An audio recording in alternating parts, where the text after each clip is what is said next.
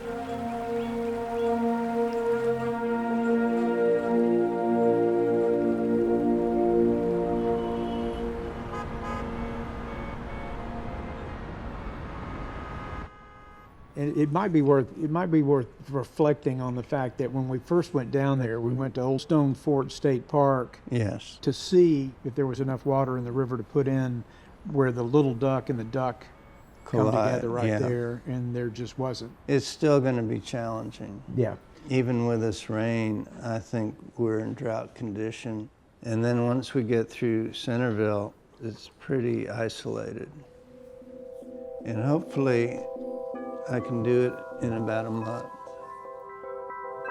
Yeah. I think this is, okay. This goes like this, yeah. It's a good thing that I'm going 2 miles an hour in the canoe.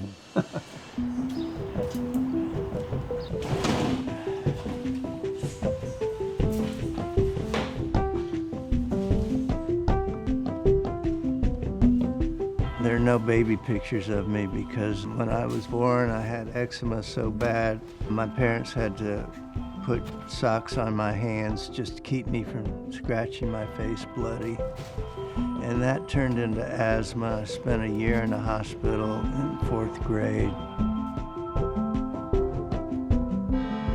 In my 40s, I was getting pneumonia so frequently, I finally asked my doctor, what's my life expectancy? And he said someone with as challenged an immune system as I rarely lived past 55. So when I turned 54, I decided maybe I need to do something. Go ahead and...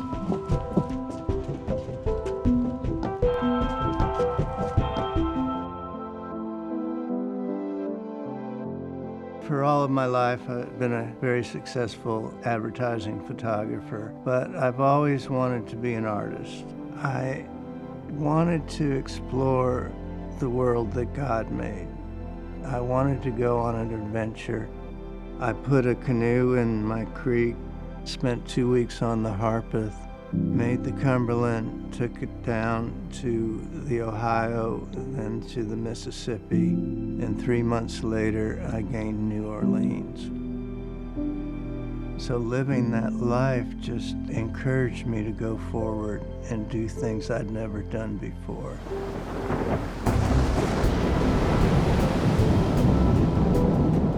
Well, I'd always wanted to do the duck ever since I took my son down 30 years ago, and we would rent a canoe and paddle for the weekend.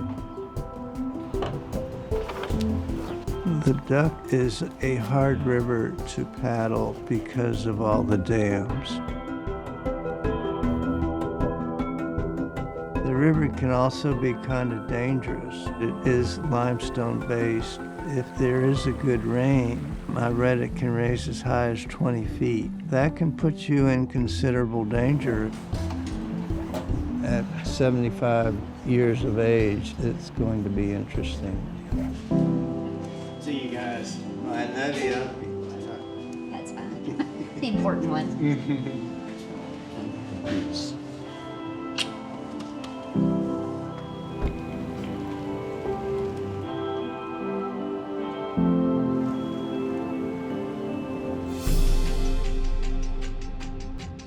Yeah, we're headed down to Powers Bridge Road, which will allow me to launch into the Duck River at its most northern site. We wanted to go further up, but the summer drought has just taken the water out of the river.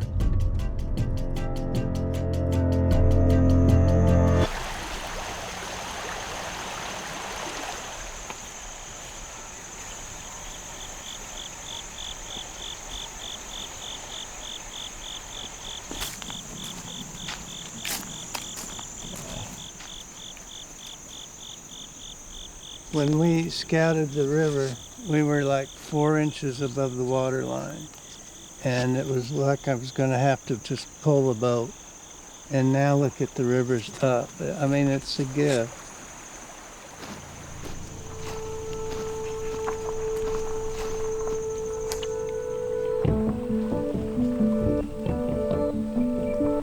John Guider is an advisory council member of Harpeth Conservancy. We all know John very well. He's done signed books for us. We've used his imagery. So when we did our Endangered Rivers campaign, he came to us and said, I love the Duck River, and I've always thought about doing a trip along the Duck River.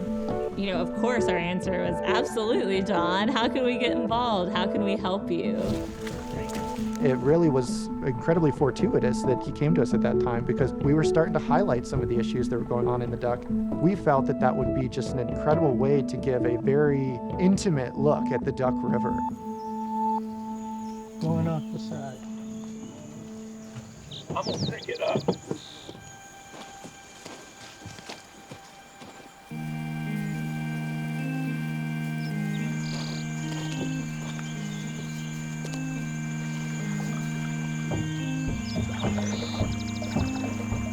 Inches was 12 before. So then we had our communications manager, Jess Martin, who followed his trip. People knew where he was along the trip so people could get excited. Yep, you're showing. It's like, where is Waldo, but with John? Like, where is John on the river?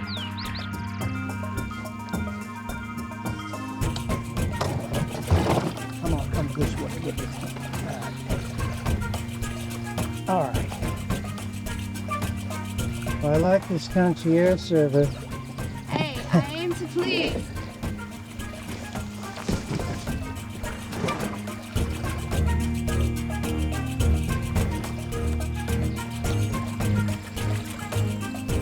You ready, Jess? Yep, you ready for first? All right, man.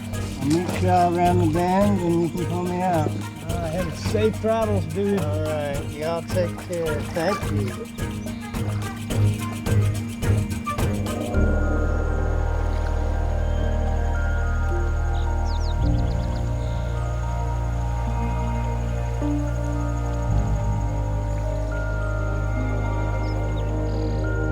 So the Duck River is the longest river in Tennessee that's completely contained within the state lines. It is the most biodiverse river in all of North America. It has more different species than any other river in the country. And if you think about it, the Duck River is much, much smaller than, say, the Colorado River out west, or even the Mississippi. It is incredibly unique because it flows from basically the Appalachian Mountains down through Middle Tennessee, then down into the plains, and so you get a huge variety of different habitats. Malacologists, mussel scientists go out here and it's like they are like a kid in a candy store. We survey rivers all the time and have never seen that type of endangered species, and there's 5 of them all in this one area. It crosses 7 counties, so it impacts so many different communities. I like to say it's the pearl of Tennessee. I'm like, it's as epic as Dolly Parton, as all Tennesseans love the Duck River. It also provides drinking water for all of these communities. So I think it's about over 250,000 people rely on the Duck for their tap water. We've got kayakers, canoers, fishermen, all over the place on the Duck. People come to Tennessee to kind of experience these really, really unique areas.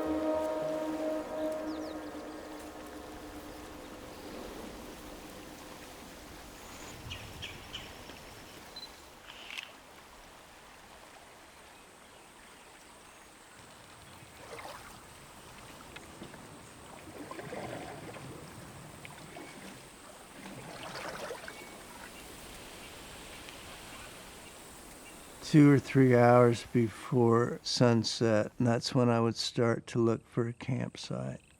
The way I camp, it's basically referred to as guerrilla camping.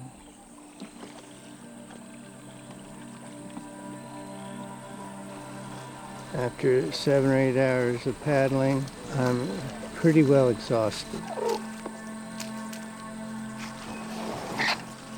I look for something flat. My tent's like a 4x8.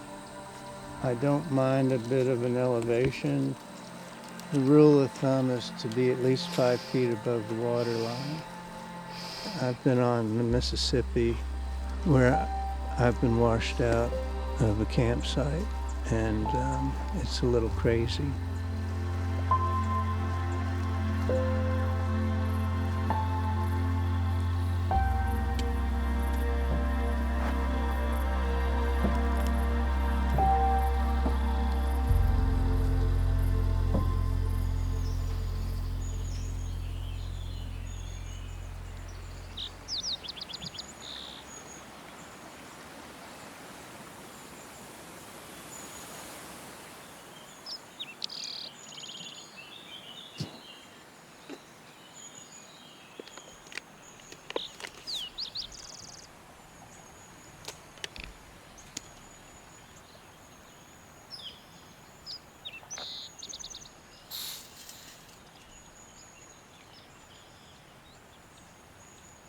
I've lucked out. I've had 3 incredible campsites.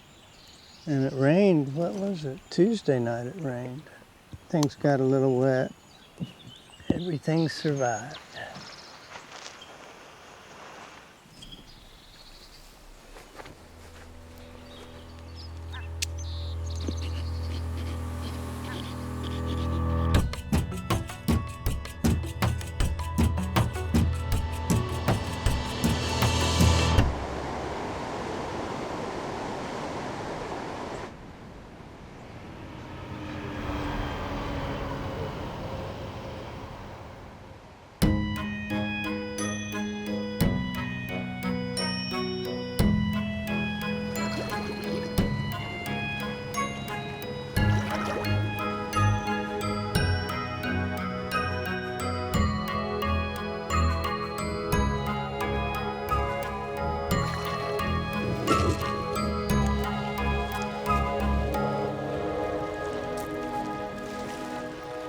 I was never one spot where I couldn't see a bass boat. It's incredible.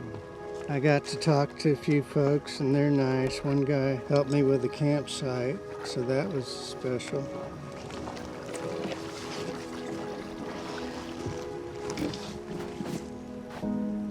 A lot of our big reservoirs here in Tennessee are managed by TVA. In the case of Normandy Dam, they have a very specific release schedule that they try to abide to. Obviously, during times of flood, the dam helps hold floodwaters back, and then during drought, the dam might actually release a little bit more water to provide more water for downstream communities.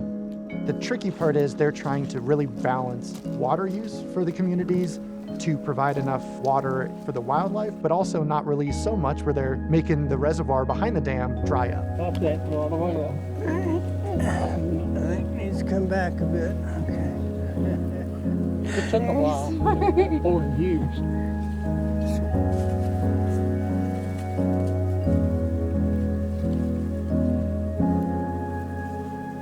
Leave no trace. That's important.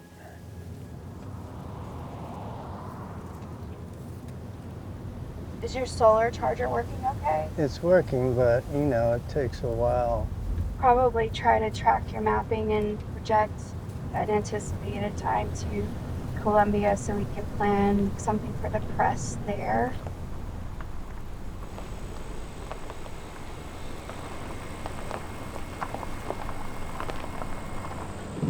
Across.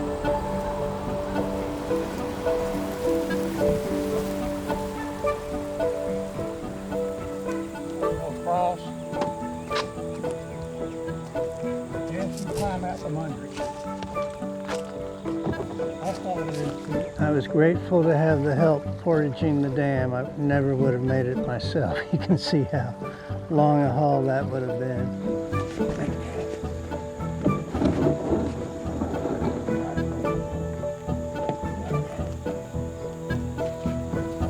I mean, look at this. This is what I'm going to be in for the next couple weeks. It's incredible.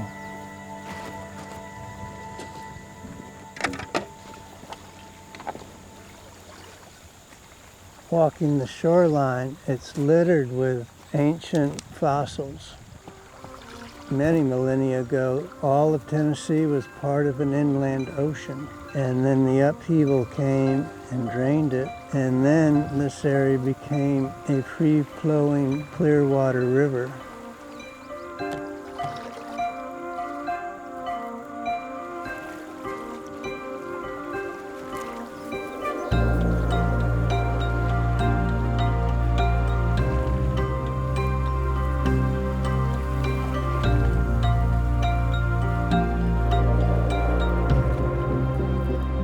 As long ago as 13,000 years, there's human occupation in the Duck River watershed.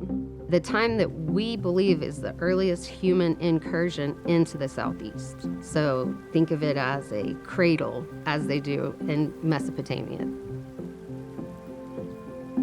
The Duck River is a really special place in Middle Tennessee. It's bookended by two really significant archaeological sites. At the headwaters, you've got Old Stone Fort, which many Tennesseans are familiar with. And then at its confluence with the Buffalo River, that's the location of the Duck River Mounds, where the Duck River cache was found, which is a really interesting ceremonial collection of artifacts, swords, knives, sort of war-related artifacts that have never been used. And these were found in the late 1890s. And in between them, there are over 2,000 other archaeological sites that are within the Duck River watershed.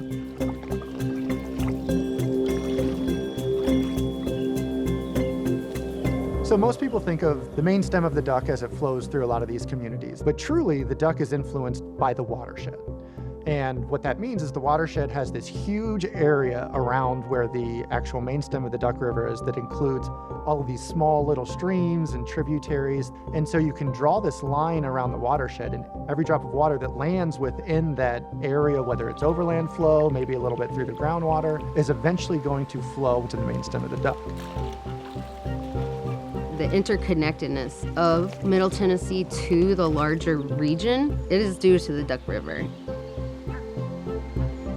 Seeing Old Stone Fort on the Duck River meant that this place was able to sustain these massive pre-contact populations, and it played an important role for them. Throughout their entire lives, the Duck River sustained these people that lived here.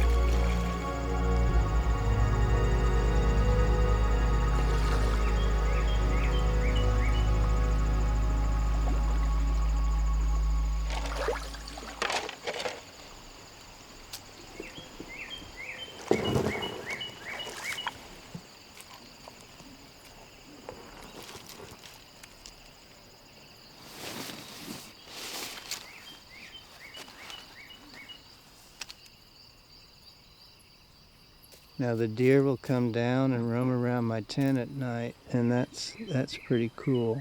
And I can hear them splashing in the water. And some of the critter howls at night. It's almost like a sci-fi movie. It is just wow. When I'm on the river, not only do I know the phase the moon is in, but I know what direction it's going to rise in and where it's going to set. The sensitivity to nature means so much to me. Normally at home, I'm kind of a hermit, but then when you get out on the water for 4 or 5 days and have no one to speak to, you kind of realize how social you are and how important it is.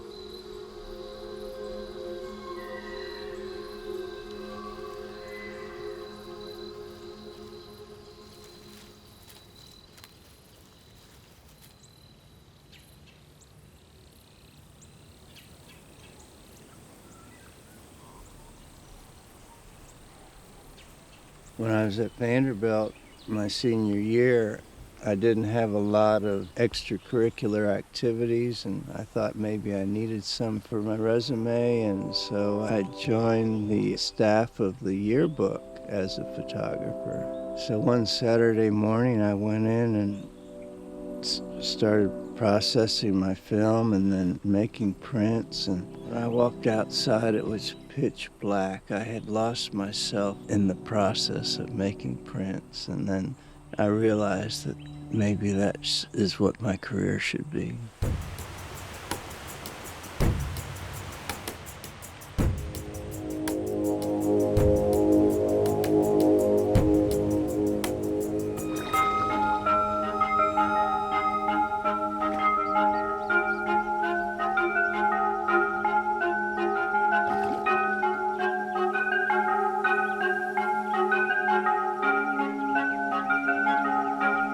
Carried 2 cameras, digital cameras. One has sort of a normal range lens on it, zoom lens, and the other is an extreme telephoto. Because I don't have to change lenses, I don't have to worry about dust getting on the sensor and things like that. I bring a solar panel that charges a battery, and then at night I charge all my equipment.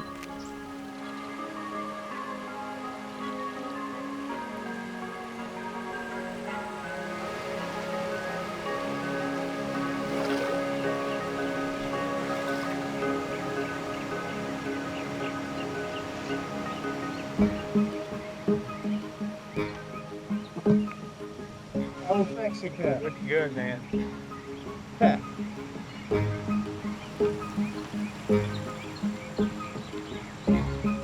Good, buddy. This is Gail Moore. Hey, Hi, Gail. John. I'm with Save the Duck. Oh, good. Good. Going down to Chickasaw with you today, if that's okay. We're going to paddle. There you go.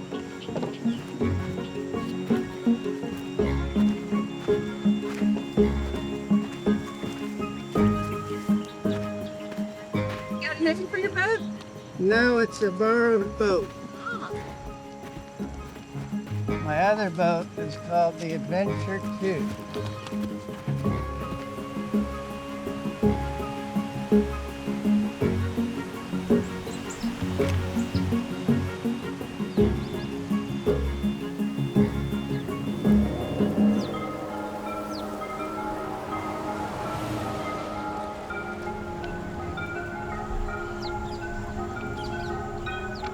We had our director of engagement, Marie Campbell, help plan those community events to bring together John and the community at different points along the journey. So that was really cool, kind of connecting the journey in real time to people that were interested and passionate about the Duck River. This year, thanks to the efforts of our team, our partner organizations, and supporters like all of you who are here, the Duck River was listed on American River's Most Endangered Rivers list. This recognition highlights the urgent threats facing this vital waterway.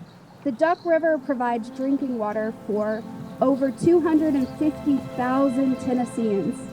and it supports thousands who come here to recreate and enjoy its beauty each and every year. So protecting it is not only essential for preserving Tennessee's unique biodiversity, but also for maintaining the quality of life and livelihoods of our communities. And that's communities like here in Columbia, communities in Shelbyville, communities in Centerville. John is an accomplished photographer, writer, and conservationist whose passion for our rivers has inspired many across the state and beyond. And I ask you to please put your hands together and welcome the man of the hour, John Guider. Can you hear me all right? Okay.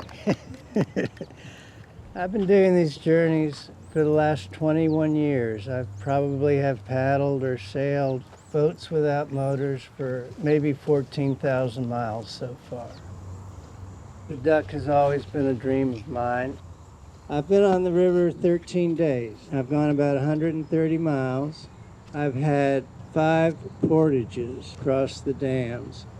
This river could not be done by one person alone. I couldn't have done it without support. Yeah, let's do that.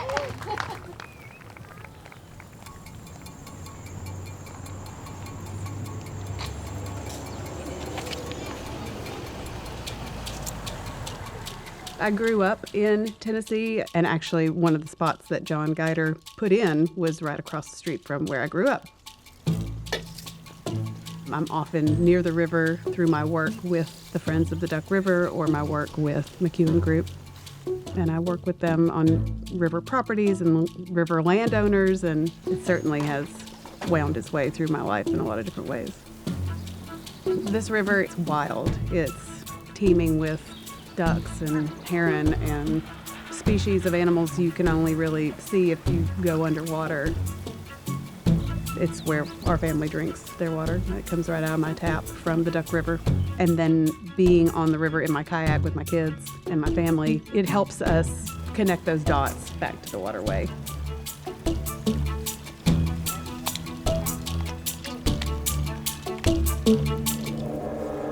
There are a lot of threats to the Duck River right now. We are growing at a rate that is not sustainable. We have so many people who want to move here, in part because of our beautiful environment. When we're looking at the level of water on the Duck River and looking at the requested withdrawal amounts, we don't think that they're sustainable. We use the Duck River for a lot of reasons. We need it to withdraw water for tap water. We need it for recreation. We need it to be able to add our wastewater discharge back into the duck. We need it potentially for agriculture. We need it potentially for industry. There is eventually going to be this fine line where we need to make sure there's enough water in the duck, but also that we are still economically viable, but we don't want to do it at the expense of the quality and the health of the river. Growth and conservation don't have to be diametrically opposed. And we want to have communities that are sustainable for now, but for many future generations. Thanks for stopping here, John. Oh, thank you. This has been wonderful. It's the most I've eaten in 14 days.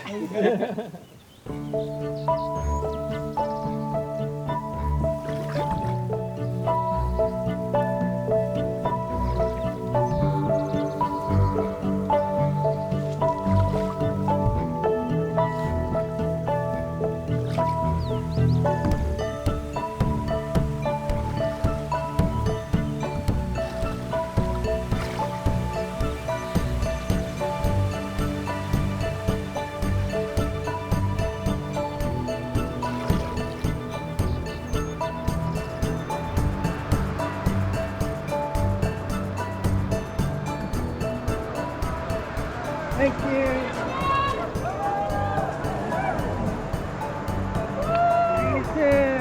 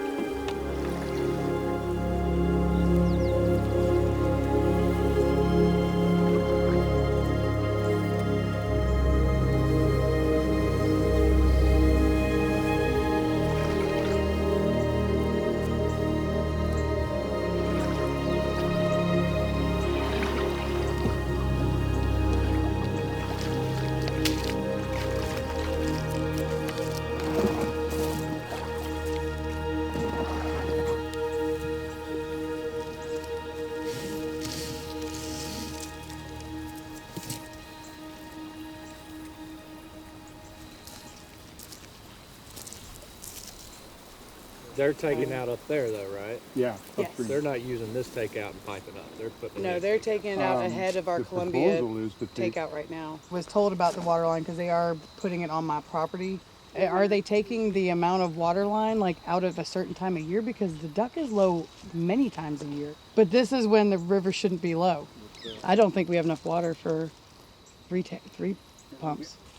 What this thing will do is bring a little more national awareness. Yeah. And they see you, and there's a practical view of it, as opposed to just on paper, because you don't really see it on paper. But if you see somebody in the water. well, and if you can see how beautiful it is, okay, and if you know its history, yeah, it's something that needs to be protected. Well, everybody in our community appreciates what you're doing to raise awareness. Yeah, if this is helpful. I know it will be. If you're not including the people on the ground, the actual communities, you're missing out. And for so many people, the Duck River is the lifeblood of their community. Someone who grew up on the banks, whose grandfather and great-grandfather and grandmother, great-great-great-grandmother showed them the river and different aspects of it. The wonders that I can see with someone who has that deep knowledge is so much more extensive than what I can see on my own.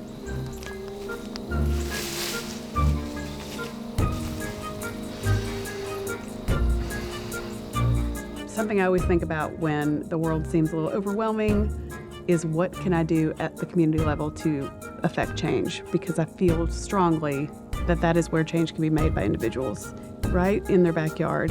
And keeping an eye on, legislation that concerns our river is a small thing I can do.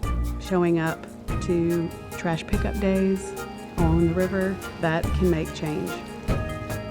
A lot of times people want to help, but they don't know how. We provide infrastructure and knowledge and expertise to help people protect their rivers.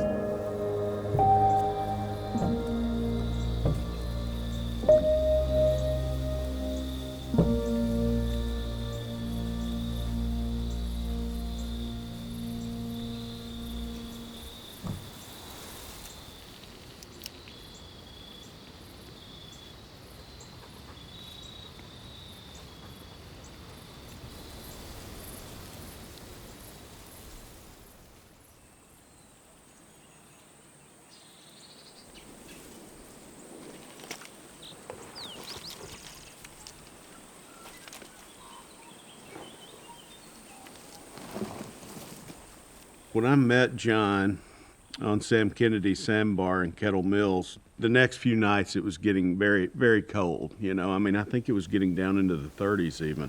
My family has a farm there downstream just into Hickman County, and we'd worked out for John to stay there and help to coordinate a place the next night even to take him out and bring him back for one more night because it was getting very cold again. And I can remember Sarah Gillum and I launching him the next day, and it was cold that morning.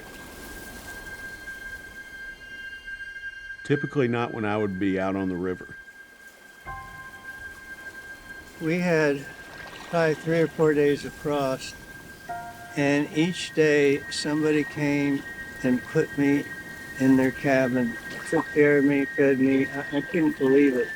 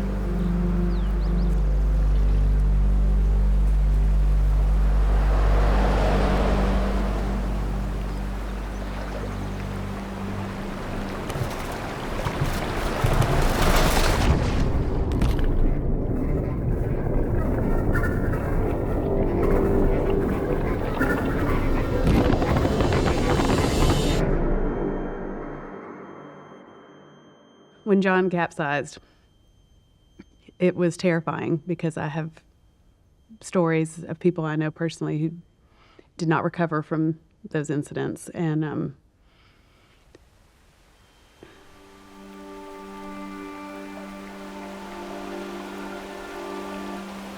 when I saw the place where he had flipped, I mean, it was a very scary, difficult spot.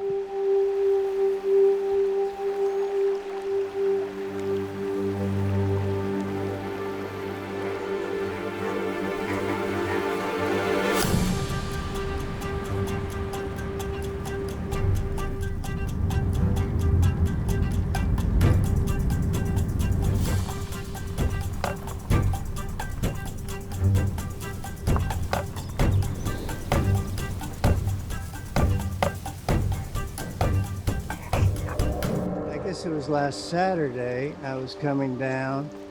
Under the bridge, there was a lot of rocks, and I had to maneuver. And I ended up in this shoal on opposite side of the river.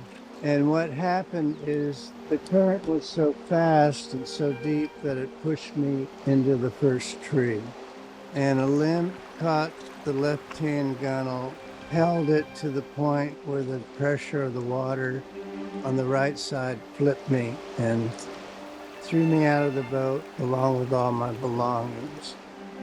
I got out, I had nothing, my wallet's gone, phone is gone, I have nothing.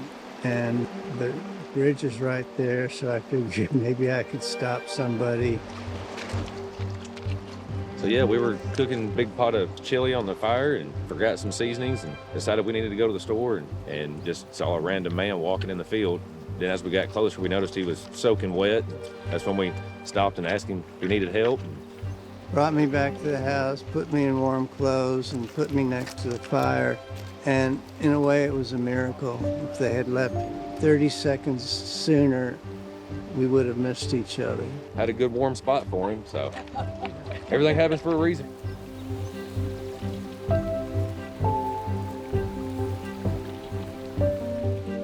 Before I knew it, the whole community was involved. And so we were able to launch the boat. And, you know, I had a big net, which I always keep with me. And I don't know, probably 5 miles up, we started to see some things like John's water bottle floating, you know, and we scooped all that stuff up. And then, of course, we were really hoping to find the camera. I said, well, that camera's in a yellow Pelican case, you know, and we saw that thing floating, and I was like, oh boy, there it is. And unfortunately, it was empty. I lost a lot, but it was material stuff. But I gained a lot, which was spiritual and friendship, and it just means so much to me. The things I lost can be replaced, but you can't replace friendship. I'd taken some friends there who worked with the rescue squad, and they said John was lucky to be alive. For him to have gotten out of there, I'm still not sure how he got out of there. The generosity of strangers have just been incredible. Then when you're in a life and death situation, that's when you realize that you couldn't go forward without the help of others. Now, 3 days later, got a new phone, new camera, no wallet, and I'm heading back downriver and have another 6 days to look forward to. Yeah, if I let it go now, I'm done. Thank you all so much, everybody. Have a safe journey. That's right. Safe travels. Enjoy. Hope it's real boring between here and the end. Thanks, guys.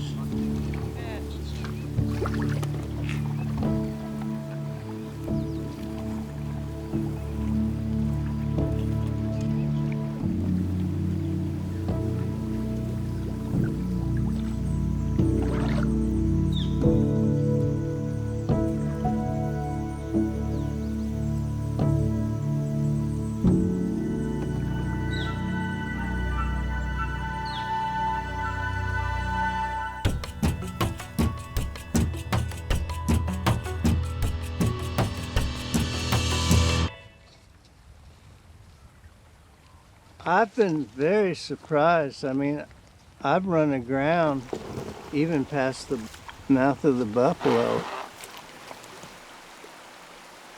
When the early explorers came, the riverbanks were covered with a cane. And they talked about the cane being so thick that you couldn't walk through it. The only places they could get out was where the buffalo had come down to the water. After 1800s, and the farmers came in, they cleared all the fields, they cleared all the cane, and planted right up to the edge. And that's the beginning of the erosion of the rivers. As the riverbanks erode, the river gets wider. And the wider the river gets, the lower it gets. So it's just going to go and go and go, and it's not going to stop.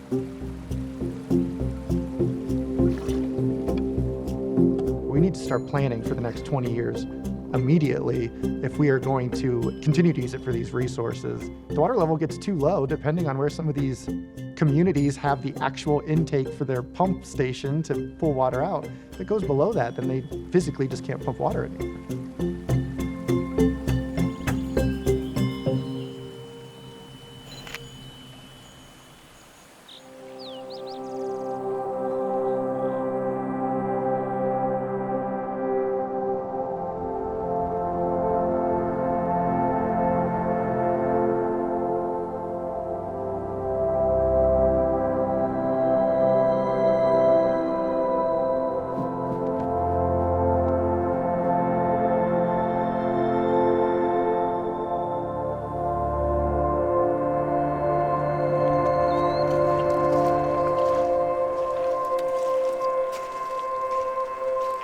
I woke up pretty happy. You know, I knew that today is going to be the last day and I'm going to miss the river. And I was really upset about losing a lot of money in my camera gear and especially losing all the images that I had made, but I've since gotten over it.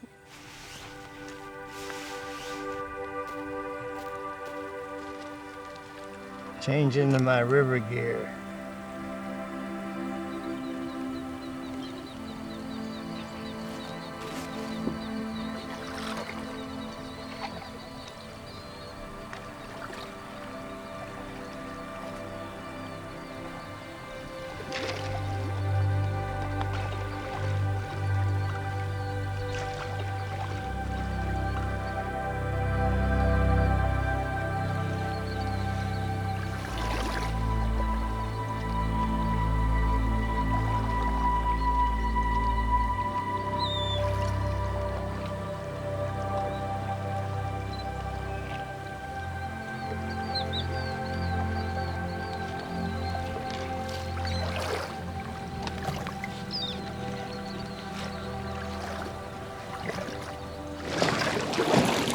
What was that?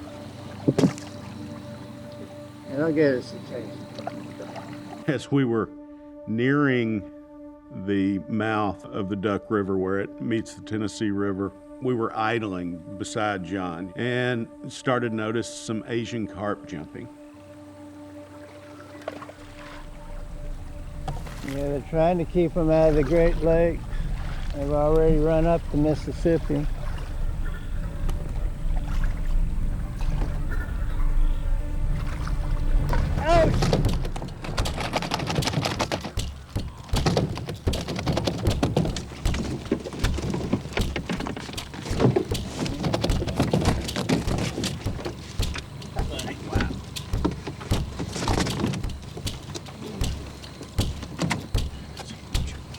Oh my goodness. Oh my goodness. Hello. There you go. Caught my dinner today.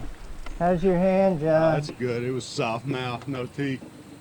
So we just eased up beside his boat and tried to kind of stabilize and grab that slimy thing and throw it back in the water. I would say it probably weighed about 30 pounds. There's this term called Asian carp, and we assign it to invasive carp species that have come from Asia. They've really proliferated in the Great Lakes. They've gotten into a lot of our river systems, particularly the Mississippi. They were originally, I believe, introduced to farm ponds.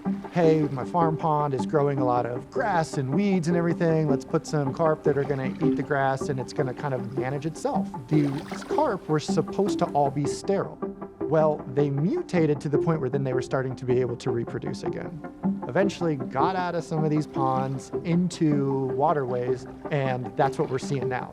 There's not a whole lot of natural predators for them, plenty of food for them. I think we would like to get rid of them, but I don't think they're going anywhere anytime soon. They're very hardy. That's a once-in-a-lifetime experience.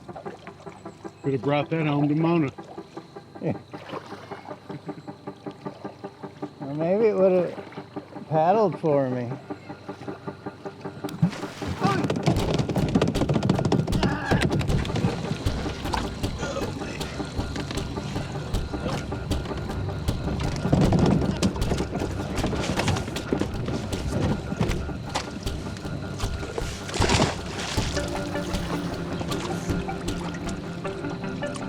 Letting that hope.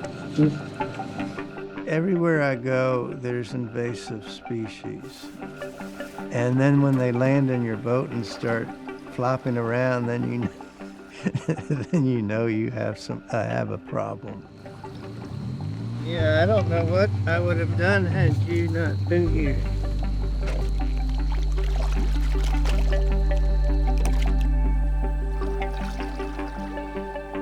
That's why you had me come down this path, right? Yeah.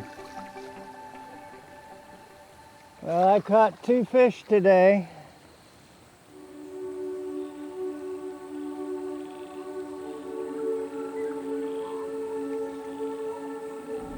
I wanted to celebrate the world that God made, not man. The nice thing about the canoe is that it's pretty much stealth. The animals on the bank don't even know I'm there. The rivers act as a flyway for the birds. There are no trees, there are no impediments, so once they get going, they zoom in back and forth. You get to see the herons, you get to see the ducks and the geese. It's just a wonderful, wonderful experience. We're basically kind of on the Mississippi Flyway. So we've got birds that are flying from Canada across the Great Lakes down through Ohio, Kentucky. So a lot of these preserves are huge migratory bird stopovers. The birds need a place to feed, a place to rest.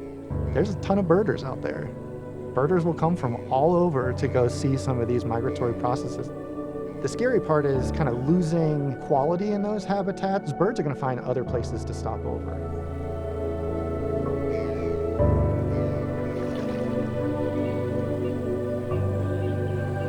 John's journey started in my mind as an opportunity for activism, and it certainly did that. But I think it also pivoted toward how we take care of our communities and how we take care of each other. John Guider is like the perfect example of bringing people together, connecting each of these communities' dreams and hopes for their rivers, and it's beautiful.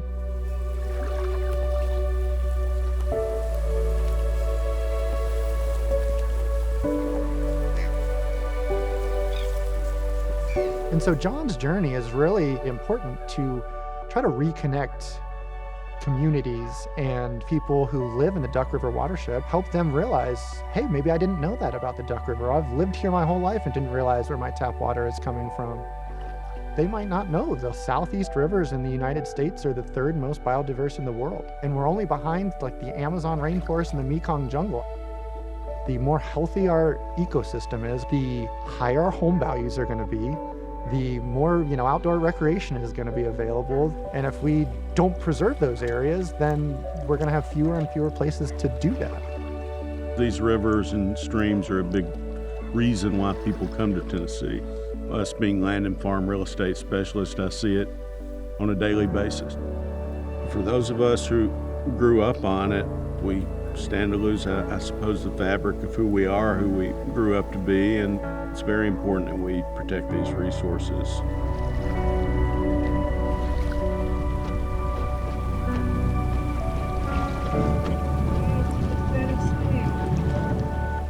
I love what John has done. I think bringing attention to the negative effects of industrialization on this river, it's something we need to pay attention to. It's not history. There's history on it, but like it's important for today, for us right now. It means planting a tree you'll never see grow big enough to shade you, because he's thinking of my kids when he's doing this journey. He's not thinking of himself. He's thinking of my grandkids. He did a lot more than bring attention to the water.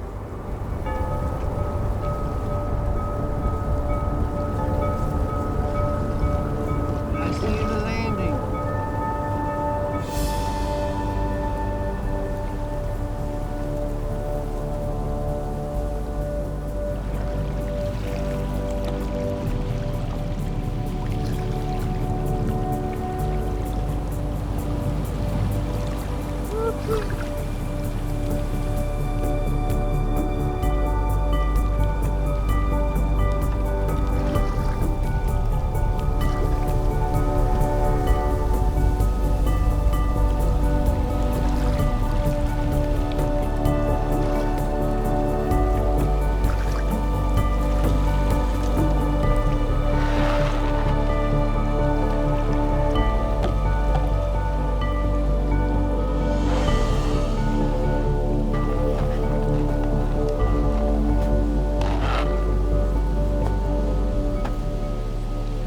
I know how to keep a 2 o'clock appointment.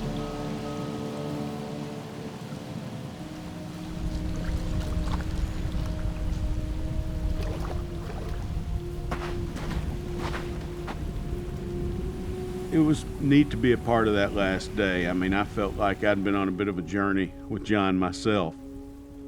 So it was inspiring to see that and to see just the people that came together. And I was just happy to be a part of it in some small way.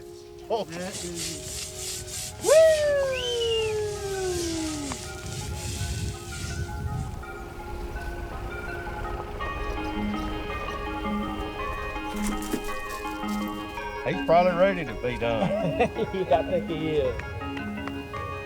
Hey, John. Hey. How you doing? Good, you? Good. Nice to see you. Yes, thank you Yes, so much. indeed.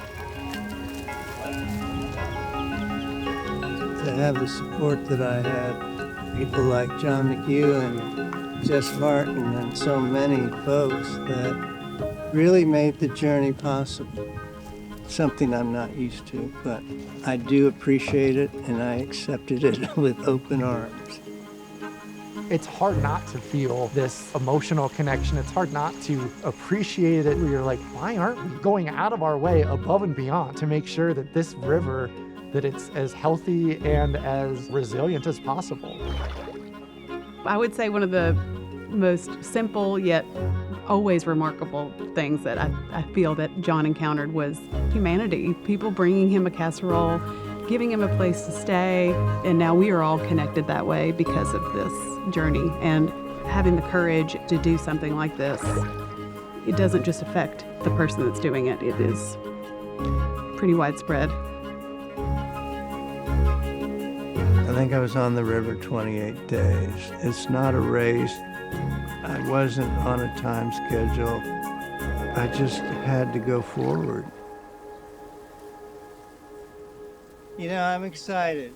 Start dreaming about what I do next, but it's good to finish something you start.